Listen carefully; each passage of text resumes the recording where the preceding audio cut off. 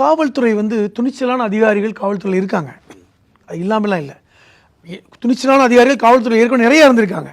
அவர்கள் எடுக்கின்ற அந்த முடிவுகளுக்கு அனுசரணை வேணும். ஒரு அதிகாரி மட்டும் முடிவு பண்ணிட்டா நடக்காதுங்க. அவருக்கு மேலே ஒரு அதிகாரி முடிவு பண்ணணும்ல, அவருக்கு மேலே உள்ள ஒரு முடிவு பண்ணணும்ல. அந்த ஒரு கட்டமைப்பு வேணும் ஒன்று. ரெண்டாவது, உளவுத்துறை வந்து சமீப காலமாக தமிழ்நாட்டில் ஒரு வீக்கான ஒரு சூழ்நிலையில் இருக்குதோன்னு ஒரு சந்தேகம் இருக்குது. இன்றைக்கி வந்து நீங்கள் கள்ளக்குறிச்சி மேட்டர் எடுத்துங்க. கள்ளக்குறிச்சியில் நடந்த இந்த கலவரத்துக்கு ஏன் உளவுத்துறை வந்து தாமதமாக அரசுக்கு சொன்ன கேள்வியை நம்ம நக்கீரனிலே பேசியிருக்கோம், நம்ம பல இடங்களில் பேசியிருக்கோம்.